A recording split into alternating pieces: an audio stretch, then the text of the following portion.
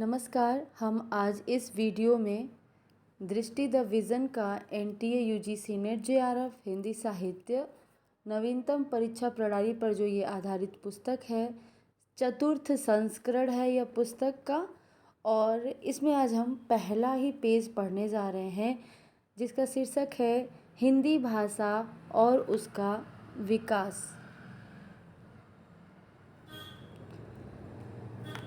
हिंदी भाषा और उसका विकास। हिंदी की ऐतिहासिक पृष्ठभूमि। भाषा सामान्य परिचय। विश्व की भाषाओं की संख्या को लेकर विद्वान विभक्त हैं। वर्तमान में विश्व में 6000 से अधिक भाषाएं बोली जाती हैं। तो वर्तमान में विश्व में 6000 से अधिक भाषाएं बोली जाती हैं। संसार की सभी भाषाओं का अध्ययन 2 प्रकार के वर्गीकरण के तहत किया जाता है। संसार की सभी भाषाओं का अध्ययन 2 प्रकार के वर्गीकरण के तहत किया जाता है। पहला है आकृति मूलक वर्गीकरण, दूसरा है पारिवारिक वर्गीकरण। आधार है आकृति मूलक वर्गीकरण का रचना तत्व, जिन्हें वाक्य और पद रचना इसमें हम देखेंगे। और पारिवारिक वर्गीकरण में है रचना तत्व, अर्थ तत्व, इतिहास। अन्य नाम है आकृति मूलक वर्गीकरण का अन्य नाम है रूपात्मक वर्गीकरण, रचनात्मक वर्गीकरण, व्याकरणिक वर्गीकरण, वाक्यात्मक वर्गीकरण, पदात्मक वर्गीकरण, पदाश्रित वर्गीकरण। तो परीक्षाओं में आकृति मूलक वर्गीकरण का ये जो अन्य नाम है ये भी दे सकता है कि रूपात्मक वर्गीकरण क्या है, रचनात्मक वर्गीकरण, व्याकरणिक वर्गीकरण, वाक्यात्मक वर्गीकरण, पदात्मक वर्गीकरण, पदाश्रित वर्गीकरण। तो ये सभी आकृति मूलक वर्गीकरण का ही नाम है। इसमें देख लेते हैं पारिवारिक वर्गीकरण, जो कि दूसरा प्रकार है। इसमें कहते हैं पारिवारिक वर्गीकरण का अन्य नाम है वंशात्मक वर्गीकरण, वंशानुक्रमिक वर्गीकरण, कुलात्मक वर्गीकरण या ऐतिहासिक वर्गीकरण। तो पारिवारिक वर्गीकरण का भी ये जो अन्य नाम है ये भी दे सकता है वंशात्मक वर्गीकरण, वंशानुक्रमिक वर्गीकरण, कुलात्मक वर्गीकरण या ऐतिहासिक वर्गीकरण। ये पारिवारिक वर्गीकरण का नाम है, पारिवारिक वर्गीकरण का नाम है अन्य नाम। अब उल्लेख्य बिंदु देखते हैं। आकृति मूलक वर्गीकरण में पहले देखते हैं विश्व की भाषाओं का आकृति मूलक वर्गीकरण सबसे पहली बार प्रोफेसर स्लेगल ने किया था। तो विश्व की भाषाओं का आकृति मूलक वर्गीकरण सबसे पहले किसने किया था? तो उत्तर होगा प्रोफेसर स्लेगल ने किया था। दूसरा इसी में बिंदु है कि आकृति मूलक वर्गीकरण में भाषा के 2 भाग किए जाते हैं, अयोगात्मक भाषा और योगात्मक भाषा। तो ये प्रश्न आ सकता है कि आकृति मूलक वर्गीकरण में भाषा के कितने भाग किए जाते हैं? तो उत्तर होगा 2। कौन कौन सा? तो अयोगात्मक भाषा और योगात्मक भाषा। अयोगात्मक भाषा और योगात्मक भाषा ये आकृति मूलक का वर्गीकरण के अंतर्गत है। अब पारिवारिक वर्गीकरण देखते हैं। तो पारिवारिक में है कि पारिवारिक वर्गीकरण में निम्न 6 बातों को आधार बनाया जा सकता है। पहला है पद रचना, दूसरा है वाक्य रचना, तीसरा ध्वनि अर्थ, चौथा शब्द, पांचवा स्थानिक और छठवां समीपता। ये पारिवारिक वर्गीकरण के आधार हैं। ये 6 बताए गए हैं कि पद रचना, वाक्य रचना, ध्वनि अर्थ, शब्द और स्थानिक समीपता।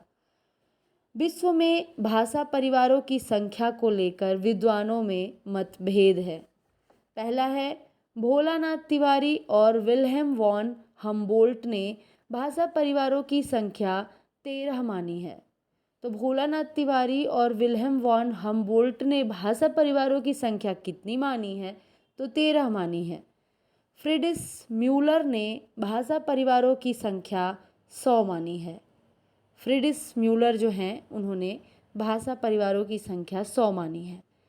निर्विवादित रूप से 4 भौगोलिक क्षेत्रों के अंतर्गत 18 भाषा परिवारों को महत्व दिया जाता है। तो निर्विवादित रूप से 4 भौगोलिक क्षेत्रों के अंतर्गत 18 भाषा परिवारों को महत्व दिया जाता है। और भौगोलिक क्षेत्र कौन कौन से हैं? वो 4, वो है यूरेशियाई अर्थात यूरोप एवं एशिया, अफ्रीका भूखंड, प्रशांत महासागरीय भूखंड, अमेरिकी भूखंड। ये 4 भौगोलिक क्षेत्र हैं। तो निर्विवादित रूप से 4 भौगोलिक क्षेत्रों के अंतर्गत कितनी भाषाओं को महत्व दिया गया है? 18 भाषाओं को, भाषा परिवारों, 18 भाषा परिवारों को महत्व दिया गया है। तो सबसे पहले हम देख लेते हैं यूरेशिया। यूरोप और एशिया मिलके होता है यूरेशिया। इसमें देखते हैं कितने भाषा परिवार हैं। तो इसमें 10 भाषा परिवार दिए हुए हैं। पहला है भारोपीय, भारत और यूरोपीय। दूसरा है द्रविड़ परिवार।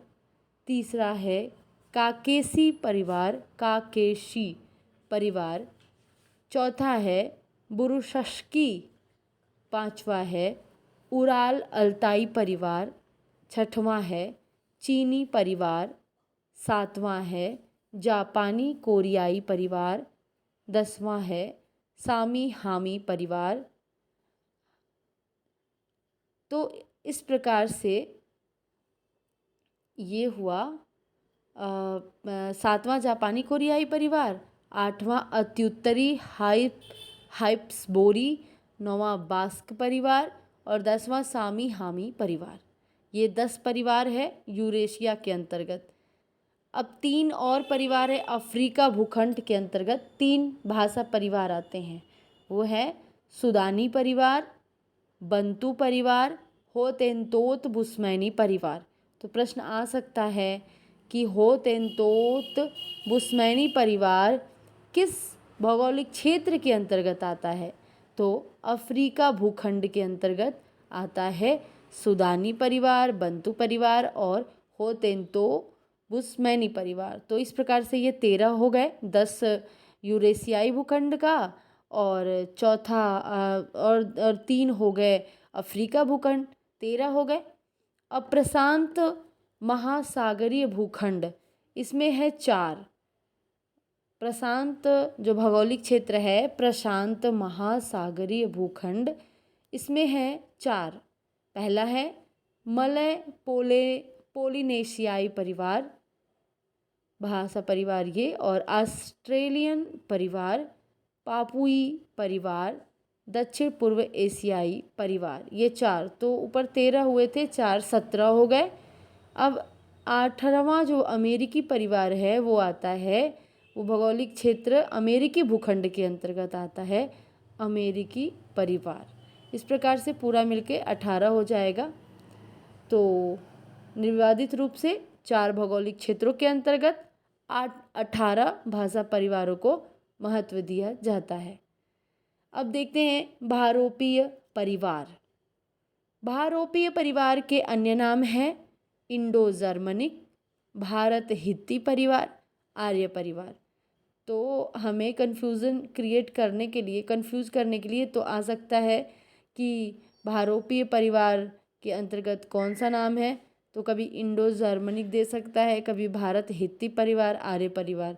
तो भारोपीय परिवार के जगह पे अगर ये दे कि इंडो जर्मनिक, तो वो भारोपीय परिवार को ही कहते हैं इंडो जर्मनिक। और भारत हित्ती परिवार भी भारोपीय परिवार को ही कहते हैं और आर्य परिवार भी भारोपीय परिवार को ही कहते हैं। तो इसके अंतर्गत है ध्वनि के आधार पर भारोपीय परिवार की 10 भाषाएं। अब जो भारोपीय परिवार है उसमें ध्वनि के आधार पर भारोपी परिवार की 10 भाषाएं हैं और 2 वर्ग किए गए हैं। कितने ध्वनि के आधार पर भारोपी परिवार की कितनी भाषाएं हैं? तो 10 भाषाएं हैं। और कितने वर्ग हैं भारोपीय परिवार की? 2 वर्ग किए गए हैं, सतम वर्ग और केतुक वर्ग। सतम वर्ग के अंतर्गत आता है पहला भारत ईरानी अर्थात आर्य। आर्य तो आर्य का 3 है, भारत ईरानी आर्य जो है वो 3 है, ईरानी, दरद और भारतीय। फारसी, पहलवी, ईरानी, पश्तो, अवेस्ता, बलोची, पामीरी। दूसरा है बाल्टो स्लाविक, जो ईरानी परिवार है उसके अंतर्गत ये आता है फारसी, पहलवी, ईरानी, पश्तो, अवेस्ता, बलोची, पामीरी।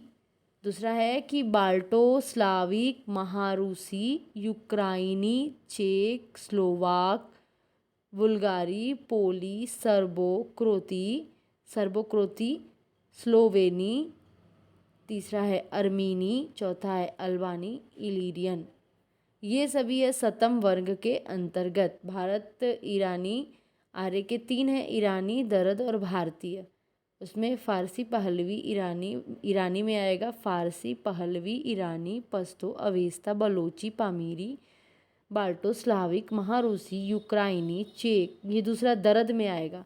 दरद में आएगा बाल्टो स्लाविक, महारूसी, यूक्राइनी, चेक, स्लोवाक, बुल्गारी, पोली, सर्बो क्रोती, स्लोवेनी। अब भारतीय में आएगा अर्मीनी, अल्बानी, इलीरियन। ये सभी आएगा। फिर केतुम वर्ग है। केतुम वर्ग में है पहला है जर्मनिक, जर्मन, अंग्रेजी, डच, फ्लेमी, बेल्जियम में होता है फ्लेमी, आइसलैंडी, डेनी, नॉर्वेई, स्वीडी। दूसरा है केल्टिक, जर्मनी, केल्टिक में आएगा Irish, Scotch, Gaelic, Wales, Briton, ब्रेटो और कार्निस। तीसरा है ग्रीक, इसमें आएगा हेलेनिक। तो खारी है चौथा, हितो यानी हिटाइट, इटालियन, रोमानी, इतालवी, फ्रांसीसी, स्पेनी, पुर्तगाली, रोमन भी, फ्रांसीसी भी यानी फ्रेंच, स्पेनी, पुर्तगाली। ये सब आएगा केतुम के अंतर्गत। केतुम के अंतर्गत ये सभी आएगा।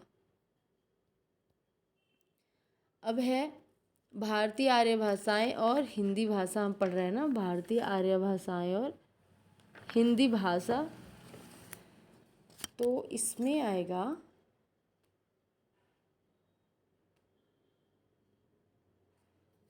तो इसमें आएगा अध्ययन की सुविधा की दृष्टि से भारतीय आर्य भाषाओं के 3500 वर्षों के विकास क्रम को सामान्यतः 3 चरणों में विभाजित करते हैं। तो भारतीय जो आर्य भाषाएं और हिंदी भाषा है, अध्ययन की सुविधा की दृष्टि से भारतीय आर्य भाषाओं के 3500 वर्षों के विकास क्रम को सामान्यतः 3 चरणों में विभाजित करते हैं। पहला चरण है प्राचीन आर्य भाषाएं, जिसका समय है 2000 ईसा पूर्व से 500 ईसा पूर्व, और इसकी भाषा है वैदिक संस्कृत, लौकिक संस्कृत, वैदिक संस्कृत और लौकिक संस्कृत, और समय है 2000 ईसा पूर्व से 1000 ईसा पूर्व, 1000 ईसा पूर्व से 500 ईसा पूर्व। अब है मध्यकालीन आर्य भाषाएं। इसका जो 500 ईसा पूर्व से 1000 ईस्वी है इसका, और इसमें भाषा है पाली, प्राकृत, अपभ्रंश तथा अवहट्ट। समय है 500 ईसा पूर्व से 1 ईस्वी पाली का, प्राकृत का है 1 ईस्वी से 500 ईस्वी, अपभ्रंश तथा अवहट्ट का है 500 ईस्वी से 1000 ईस्वी। अब है आधुनिक आर्य भाषाएं। भाषा है हिंदी, बांग्ला, उड़िया, मराठी, गुजराती, पंजाबी, सिंधी आदि। आधुनिक आर्य भाषाएं कौन कौन सी है? हिंदी, बांग्ला, उड़िया, मराठी, गुजराती, पंजाबी, सिंधी आदि। और समय है 1000 ईस्वी से अब तक। प्राचीन भारतीय आर्य भाषाएं। तो प्राचीन भारतीय आर्य भाषाएं हैं। भारत में भाषा का प्राचीनतम रूप संस्कृत है और भाषिक विशेषता के आधार पर इसे दो भागों में विभाजित किया गया है, वैदिक संस्कृत और लौकिक संस्कृत। वैदिक संस्कृत को देखते हैं। वैदिक संस्कृत को वैदिकी, वैदिक, छंदस, प्राचीन संस्कृत के नाम से भी जाना जाता है। तो वैदिक संस्कृत को वैदिकी भी कहा जाता है। वैदिक, छंदस और छांदस, प्राचीन संस्कृत, ये सभी नाम वैदिक संस्कृत के ही है। वैदिक साहित्य क्या है, चलिए देखते हैं। सबसे पहले संहिता। तो संहिताएं 4 हैं। पहला है ऋक् संहिता, दूसरा है यजुः संहिता, तीसरा है साम संहिता, चौथा है अथर्व संहिता। अब है ब्राह्मण। वैदिक साहित्य में संहिता के बाद ब्राह्मण आता है। ब्राह्मण कौन कौन से? ब्राह्मण में कर्म कांड की व्याख्या की गई है। तो ब्राह्मण में क्या है, तो यहाँ बताया गया है कि ब्राह्मण में कर्म कांड की व्याख्या की गई है और हर संहिता के अलग अलग ब्राह्मण ग्रंथ है। जो ऊपर हमने 4 संहिता पढ़ा, उसके अलग अलग ब्राह्मण ग्रंथ हैं।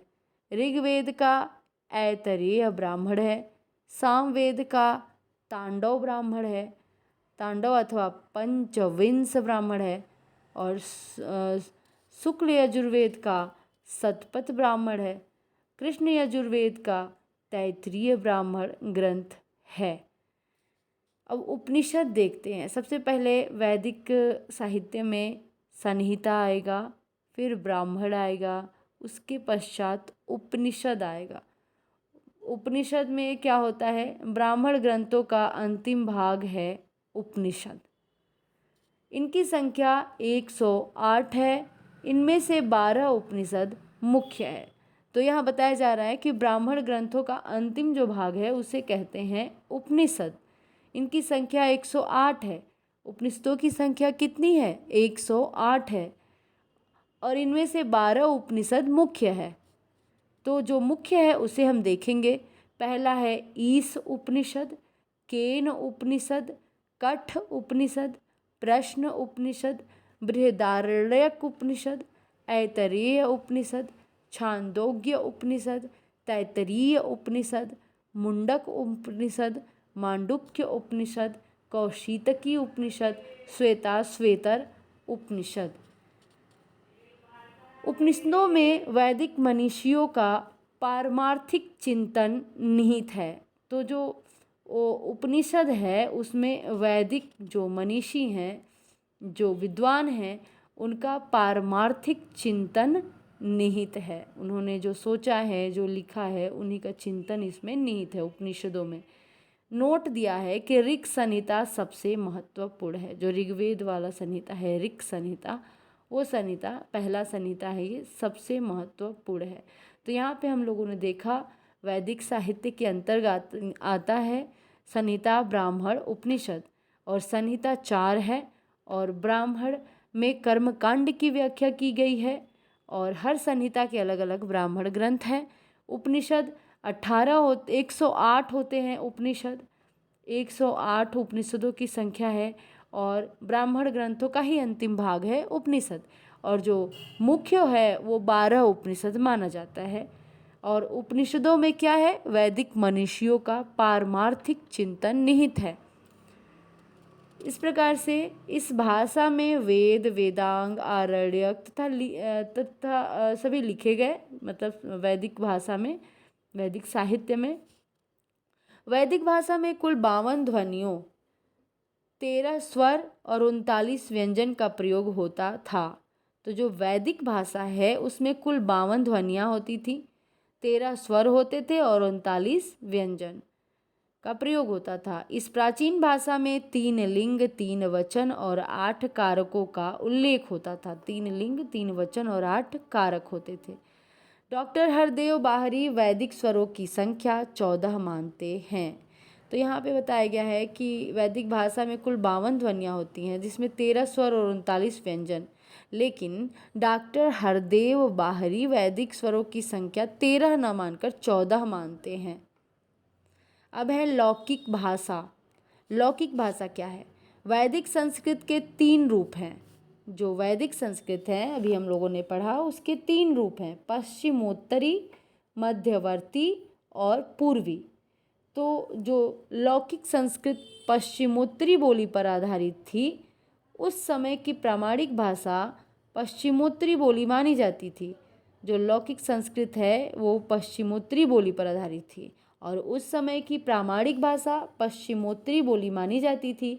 लौकिक संस्कृत का प्राचीनतम काव्य ग्रंथ रामायण माना जाता है।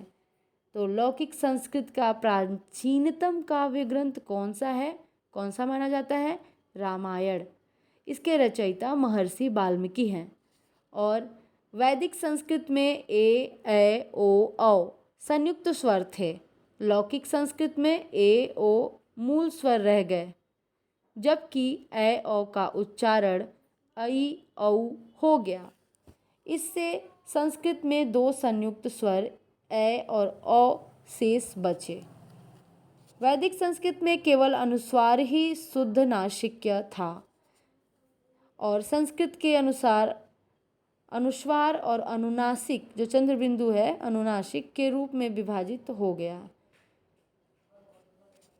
भाषा विकास में वैदिक संस्कृत के बाद की अवस्था लौकिक संस्कृत की है। जो भाषा विकास है उसमें सबसे पहले तो वैदिक संस्कृत है, उसके बाद जो रामायण लिखे गए वो लौकिक संस्कृत में। इस भाषा को संस्कृत या क्लासिक संस्कृत भी कह सकते हैं। तो जो लौकिक संस्कृत है उसको संस्कृत या क्लासिक संस्कृत भी कह सकते हैं। लौकिक भाषा का भाषिक विवेचन सर्वप्रथम पाणिनिकृत अष्टाध्यायी में मिलता है। तो यहाँ पर ये महत्वपूर्ण प्रश्न बनेगा कि लौकिक भाषा का भाषिक विवेचन सर्वप्रथम किसके ग्रंथ में मिलता है? तो पाणिनिकृत अष्टाध्यायी में मिलता है लौकिक भाषा का भाषिक विवेचन। अष्टाध्यायी इसी भाषा का व्याकरण है, लौकिक भाषा का ही व्याकरण है।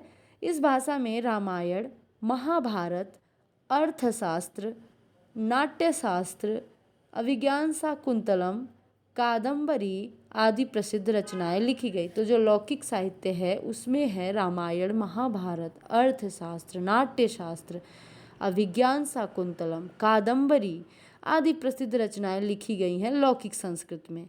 वैदिक संस्कृत की 4 ध्वनियों क, आधा ल और ह, लह, जेह, मूलीय और उपध्यानीय के लुप्त होने से लौकिक संस्कृत में 48 ध्वनियाँ ही शेष रह गईं। तो हमने वहाँ ऊपर देखा कि जो वैदिक संस्कृत है उसमें 52 ध्वनियाँ थी, 13 स्वर और 39 व्यंजन, और हरदेव बाहरी ने 14 स्वर माने थे। और यहाँ पे बताया जा रहा है कि जब लौकिक संस्कृत का समय आया तब 48 ध्वनियाँ, 48 ध्वनियाँ ही शेष रह गई। विदित है कि इस काल में संस्कृत भाषा का स्पष्ट व्याकरण मिलना शुरू हो जाता है। तो इस प्रकार से हमने यहाँ पे इसको देखा। धन्यवाद।